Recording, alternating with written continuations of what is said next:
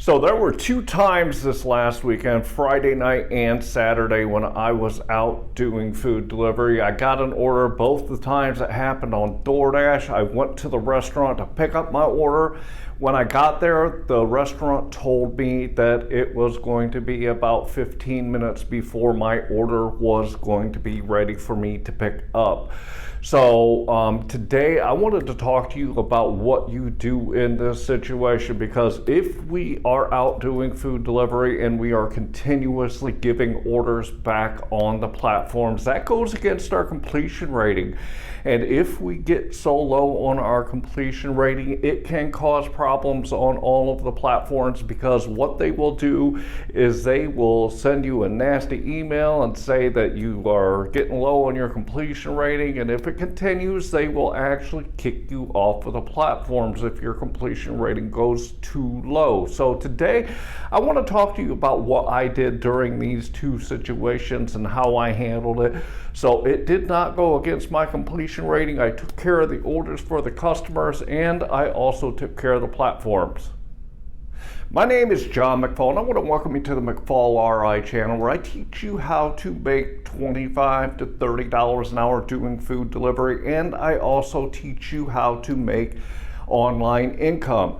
Today, I want to talk to you about this situation that we run into a lot. Is when we go out and do food delivery and we go to pick up orders from restaurants, we run into situations where the restaurants have either not started the order when we get there, or they are still preparing it, and it is going to take a long time for you to get your order to deliver to the customer. So what is it that you can do during this during this situation if you run into an issue like this?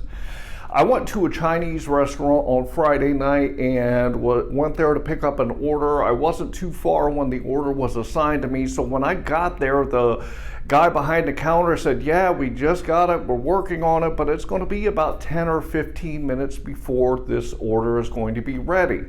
I also had an order to, I made a post about it, to Blaze Pizza, and Blaze Pizza is notorious for not starting orders until the drivers get there. They make pizzas, so when you get there, they actually have to put the pizza in the oven to cook it, and it takes roughly 8 to 10 minutes to actually cook the pizza, and if they're still having to prepare it, that can add more time. So what did I do during this situation to help myself out so that I didn't take a ding against my completion rating and I was able to continue making money while I was waiting?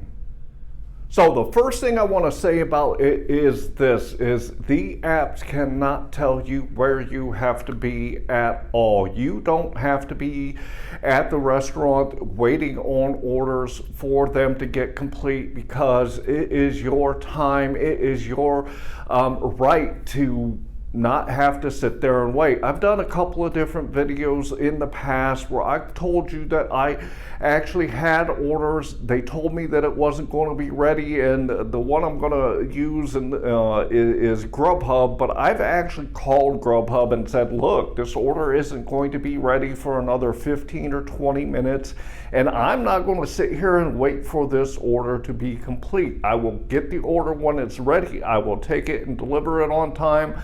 But this is my time when I'm out here, and I'm not going to sit here and just wait for the order to be cooked and to be prepared, because that's time I could be making money. Well, this happened again on Friday night and on Saturday when I was out doing food delivery. As I said, I went to a Chinese restaurant and they told me it was going to be about 10 or 15 minutes. I also went to Blaze Pizza. They haven't even put the pizza in the oven. So what did I do? This is part of the reason why multi-app. I use DoorDash, Uber Eats, and GrubHub, because I know when I'm out here doing food delivery that these platforms will waste my time.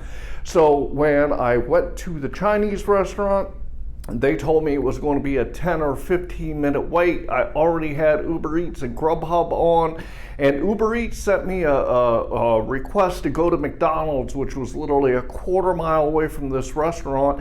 They were going to pay me $10.42 to go pick up an order from McDonald's and deliver a total of 1.9 miles. So guess what? I grabbed that order, I went to McDonald's and picked it up, and then I went and delivered it. And when I got back to the Chinese restaurant for DoorDash, the order was ready for me to take. The same thing happened on Saturday when I went and picked up an order for DoorDash. It was to Blaze Pizza. They told me it was going to be about 10 or 15 minutes before that order came through. So again, Uber Eats sent me a request. It was $8.44. It was from a Starbucks that was about a half a mile away, and the total miles on it was 1.2 miles. So I went to Starbucks, grabbed that order, delivered it. By the time I got back to Blaze Pizza for DoorDash, my order was ready, so I went and grabbed that. So my point in these two scenarios is this, and talking about GrubHub with the order that they sent me and I called them. You do not have to sit and wait for orders when you get a request from a platform. If the order is not ready, go ahead and take other orders. When I get to a restaurant, whether it's on DoorDash or Uber Eats or GrubHub, I click that I arrived at the restaurant because I did. And I went into the restaurant and the restaurant did not have the food for me, and it was going to be a long wait.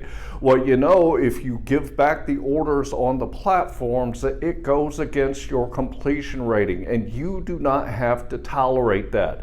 What you can do is, if you are in a marketplace that has, 2 or 3 of the apps that you can use when you're there, you can actually go ahead and look at the other apps and see what they have to offer. And what you can do is you can either call the platform that you're working on, like I've done a couple of times when it comes to GrubHub, and tell them, hey, this order is not going to be ready for 10 or 15 minutes and I'm not sitting here waiting for it. I'm going to go find something else to do while they are preparing it. Don't be afraid to do this. If you want to cover yourself when it comes to this type of thing, get a hold of support and say, hey, not waiting on this order. It's not ready. It's going to be another 10 or 15 minutes, so I'm going to go do something else while I'm waiting. Or you can simply hit the arrive button when you go into the restaurant and they tell you that it's going to be 10 or 15 or 20 minutes or a half an hour if it's a really busy Friday or Saturday night. You could just hit arrived on there, and when you find out that it's going to be a while before your order is going to be ready to be picked up, you could go ahead and see what else is on the other 2 platforms that you use, and you can go pick up orders from other places that are going to get you done very quickly and get you back to that first restaurant to pick up the order that you were waiting on. This happens a lot. There's a sushi restaurant that I go to a lot, especially for GrubHub, and they are notorious for taking 20 minutes to a half an hour to get me the orders when I go there to pick them up. I know this going into it, and I use that to my advantage. I'll accept an order on that restaurant. I will go there, I will hit arrived, and then I will turn on my other 2 apps after I have gone in and confirmed how long it's going to take them to get me the order that I'm there to pick up. If they tell me it's going to be more than 10 or 15 minutes, I don't sit there and wait. I will get on DoorDash or Uber Eats or whatever other platforms are open, depending on which one I had the order on, and I will go pick up quick, easy orders from other restaurants that I know are quick at getting me the orders, so that I can continue making money when I'm out here doing food delivery. Our time is the most important thing that we have when we're out here doing food delivery, because the more we get done during that time, the more dollars per hour and the overall dollars that we make when we're trying to be out here getting our hustle on and getting the money we want. So my point in the video is, don't sit there and wait for orders. This is something a lot of new people do. They think that they hit that arrive button and they have to sit there and wait for the orders, and you don't. You do not have to waste your time with these platforms. Make sure that if you get to a restaurant and they tell you it is going to be a long time, turn on your other apps and see what else is available. Sometimes it might be $5 for a half a mile. Sometimes, like with Uber Eats the other night, it was $10.42 for an extra 1.9 miles. But I made more money instead of just sitting there waiting. I added more money to my pocketbook instead of just sitting there doing absolutely nothing. So I really hope that you enjoyed today's video and took a little bit out of it. You are not a slave to these platforms, and they can't tell you where you have to be, and they can't tell you that you have to wait on these orders to be done before you get them. Want to remind you, I have some great tools down here in my description, which are the Beans app and SimplyWise and QuickBooks Self-Employed. Go check them out in my description and see if they could benefit you. I also have my metric spreadsheet. If you want to know how well you're doing overall, you need to make sure that you are keeping track of your numbers. I created this free download for you so that you could do that. Go down into my description and check it out, and I'm going to throw a quick copy up here so you guys can see what it is. If you look at the left-hand side, you'll see I always put my start time and my end time. This gives me the total time that I've worked. I also put in the miles, and then if you look to the right, you'll see for each individual app, I put the dollars that I made, the time that I worked, along with the number of deliveries. Head to the bottom and you'll see that it calculates out what your average dollar per hour, dollar per mile, and your average per delivery. If you want to start seeing how well you're doing overall, this metric spreadsheet will show you that, because it keeps track of your numbers over time, giving you some solid averages so you can see where you need to improve. I'd also like to ask you to subscribe to my channel and to like this video. Finally, I want to leave you with, I hope that you are out there getting the money that you and your family deserve. And with that, I want to say thanks.